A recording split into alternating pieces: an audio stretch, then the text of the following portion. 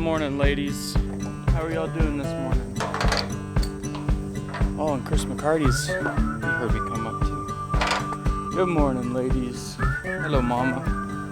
Well, the ladies have come up here this morning. They meet me up here just about every morning to get some protein cubes, some cattle cubes. And I'm giving this to them just to get them used to us. To get them okay with me being around, and that they know that when I am coming around with this big white bucket, well, I can get them to follow me anywhere. They'll just follow this white bucket anywhere I go. It doesn't matter. That's the only thing that they want, is just what is in my white bucket. Now they've gotten almost to a point where I don't need to have the bucket. I could just come out and they're gonna follow. And they're just walking around the trees.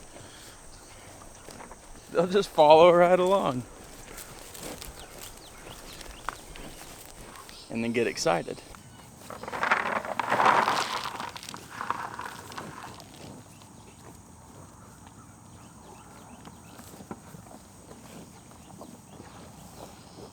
We're doing that because these cows are Red and Sheila were not very much, or weren't handled that much.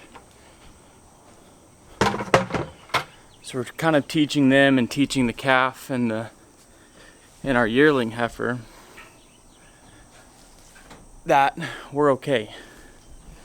It's okay for us to be around. It's okay for us to get up close and personal. Now this lady here, number 4, that's the calf's mama. She used to be, I believe she used to be a show cow. So she's really calm and docile and easy for us to come up and mess with.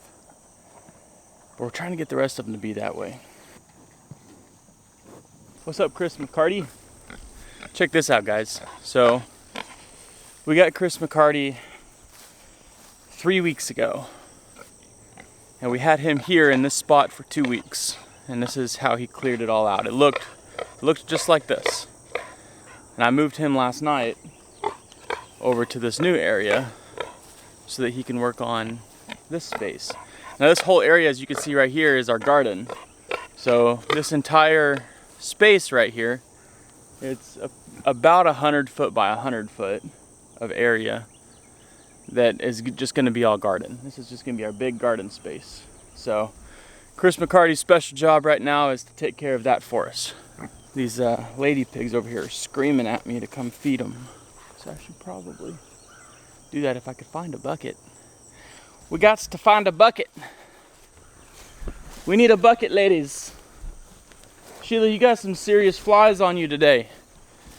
That's a little different than normal. Typically what we see is the majority of flies will be on the black cows, mostly mama, and Red and Sheila, the white and red cow, won't have very much fly activity around them. So it's a little interesting today that Sheila's got the majority of the flies. Maybe it has something to do with the rain and kind of the mugginess of this morning.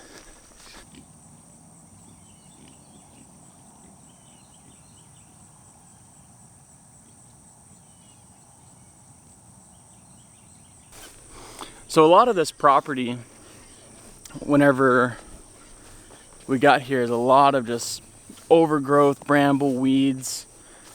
There's some patches of really nice grass and really nice pastures, but then like our front pasture was really nice, but our back pasture is full. It's still kind of full because I've been kind of mowing it, but I'll show you. I'll have to patch back here.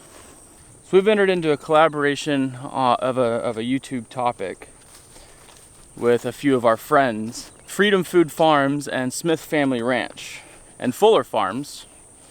We all kind of have a few things in common. One, we all recognize that East Texas is one of the best places to live and have a homestead.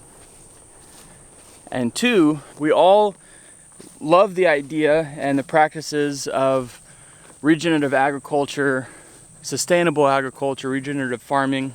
So all three of us follow some sort of method and practice of rotational grazing.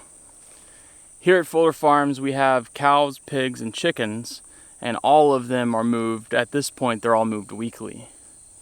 I pick a day for each animal, and that's kind of my day to find a new spot, move them, and go do all of my records that I try to keep on them. Just to kind of give a picture of what we're working with. This here is what the majority of our property looked like whenever we moved in. Just 3 months ago now. Just 3 months ago, everything. Like this is, I'm 6 foot. This is all taller than I am. This is what the majority of all of our pastures look like. And just to show the difference, we're gonna go up here and look at the front pasture where we have been rotating our animals at since we moved in. So a major topic of this collaboration is rotational grazing and how to make rotational grazing work for you. Now in the instance of Freedom Foods Farm, Smith Family Ranch, and us here at Fuller Farms, we're kind of focusing that rotational grazing topic for this video on cows. You don't have to just stick with cows. We rotate all of our animals, but we're going to mostly talk about our cows today. Now, cows can have a huge impact not only on your soil health and your pastures, but their health as well. You're giving them new grass growth. They're getting out of having to eat around their own feces, and then you're also breaking that parasite cycle. So you're reducing the amount of risk of them getting sick or having any kind of health-related issues. We just looked at the back pasture. Now, like I said, all of my pastures looked exactly like that. But after 3 months of doing some mowing and rotationally grazing our cows, this is what we're left with. This is a beautiful field of Bahia grass, and they absolutely love it. But let's go back, let's walk over here and kind of look at our succession. This is where they're at this week. But the last few weeks they've been back over here in the trees and area. One thing that was important for me to learn is that there's no one correct answer. There's no one size fits all when it comes to farming. In the instance of our three farms, Freedom Foods Farm, Smith Family Ranch, and Fuller Farms, we all rotationally graze, but we all do it a little bit different. Like I said, us here, we rotate weekly. I try to move. We have a small herd. I don't need to give them a huge area, but if I give them a little bit bigger area than they really need, I can leave them there for a little longer. And we have so much pasture with so few cows, I don't want to just put them out in a pasture and let them just have free access to the whole thing, because they're not going to adequately get everywhere. You're going to have a little bit of grass eaten over here, and a little bit of grass eaten over there, and then a little bit of grass eaten up here, and then you're going to end up having cow trails. See this? These long trails that are just stomped down. There's a couple of them just through this area right here where the pond's at.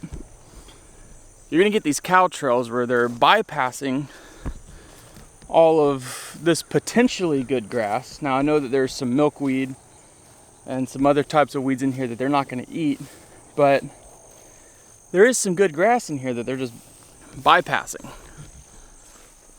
Walking out to go somewhere else to, eat a little bit over there and then eat a little bit over here, and then come up and hang out under the tree and hang out under the water hole. Well, whenever you make that area a little bit smaller and you rotate them, you're forcing them to eat in a specific area.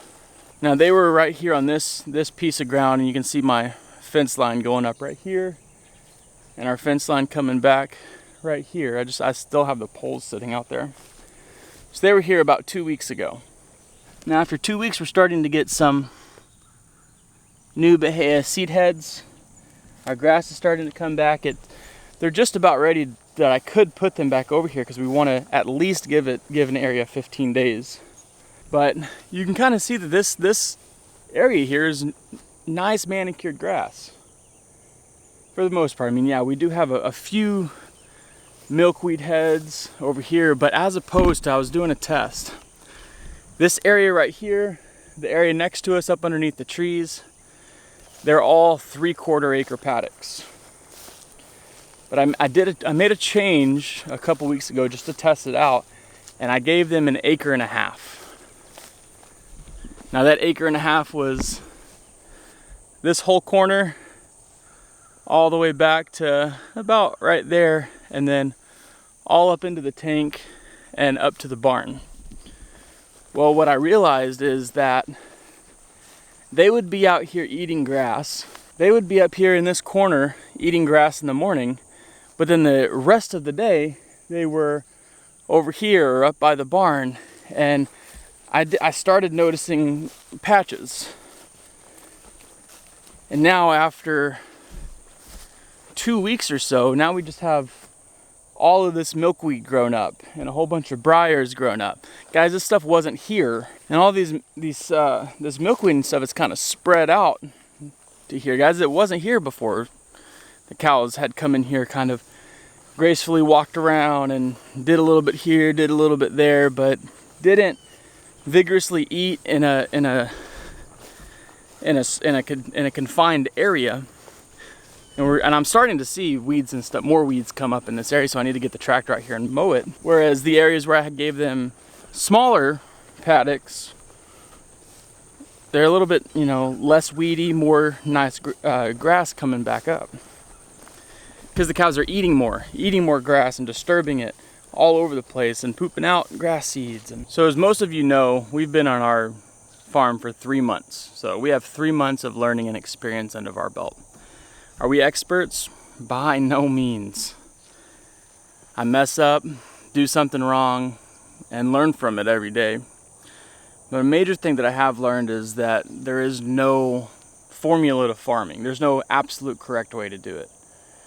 We learn a lot from Justin Rhodes, from Greg Judy, regenerative farmer, from Joel Salatin about sustainable agriculture and rotational grazing and regenerative farming. But the only thing anyone can tell you is what has worked for them. And if you know, it's kind of one of those, you ask 10 people, you get 10 different answers kind of thing. So all I can do is share with you what has worked for us so far. And that is just try it. Try something. Ryan at Freedom Food Farms rotates his cows daily. And that process works for him. He's got an awesome system set up. Check out his video in this collaboration over at Freedom Foods Farm.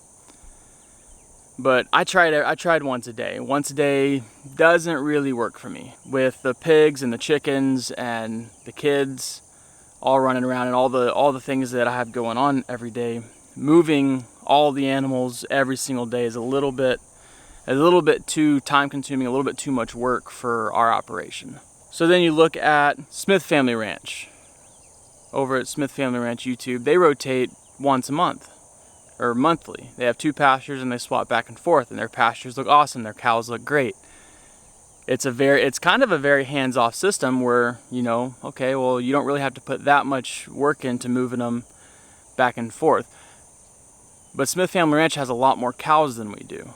That a lot more cows can kind of cover that whole pasture a lot more efficiently than my really 3 full-grown cows and 2 young cows can handle. So we like to rotate weekly, and to figure out the spacing of that, I'm a pretty calculated person. I like to know the data behind all the decisions that I'm making and everything that's working out here. So I figured out that for us here at Fuller Farms, for our land layout, for our soil health, how our grass grows, right now, this season, I need to give about 1/15 of an acre per cow a week.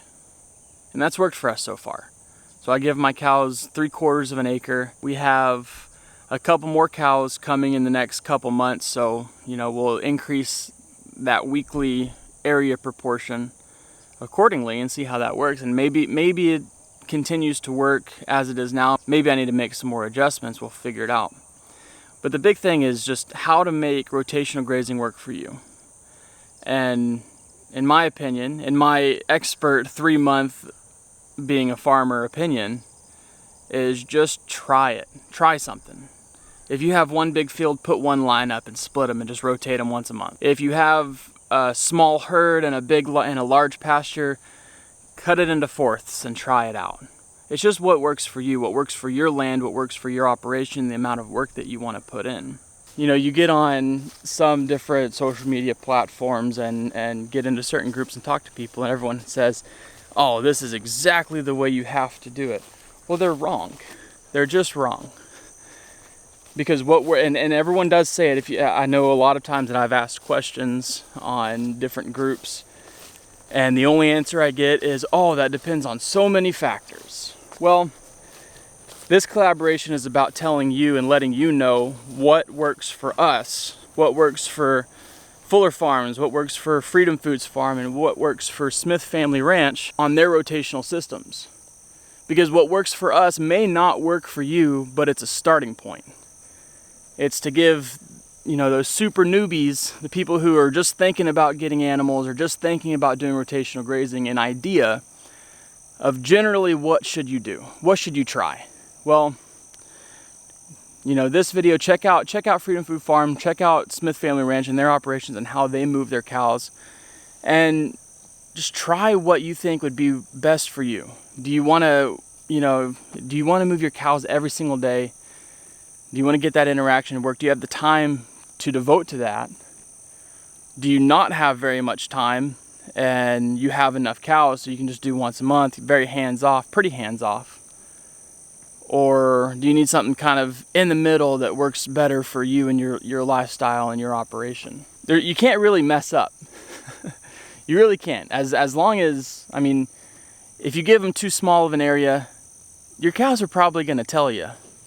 I left these girls in a smaller paddock for a little bit too long, and Mama, she was just sitting out walking around me where the closest that she could get to wherever I was at in her paddock. She would sit there and just bellow at me and yell at me and yell at me until finally I got the message, and I went and moved their paddock over and let them into a new area, and she shut up and went about her business eating, just like this. Just went out there eating and having a good time. So I mean, you're not going to starve your cows if you're paying attention. You just got to pay attention and listen to your cows and listen to what they're trying to tell you. Watch your ground. Are you getting more weeds after they're gone? Are you getting really bare ground? Are you getting a lot of cattle trails that you don't want? You just got to pay attention, watch your herd, figure out what works best for you. It's all a learning experience. It's all a learning curve. Nobody, I guarantee that nobody has the exact correct answer that will work for everyone's farm. So just try it out and let us know. If you decide to try out rotational grazing, let us know in the comments. How's it working for you? What are you going to try to do? What do you think will work for you? And if you are a rotational grazer, let us know in the comments and tell us how you do it. What's your process? Which one of our 3 bear methods do you fall into? Are you a daily? Are you a weekly? Are you a monthly kind of rotation? And how does it work for you? What have you noticed? Thanks for hanging out with us today, guys. Check out Freedom Foods Farm and Smith Family Ranch here on YouTube. We've all done a collaboration on how to make rotational grazing work for you. We'll see you on the next one.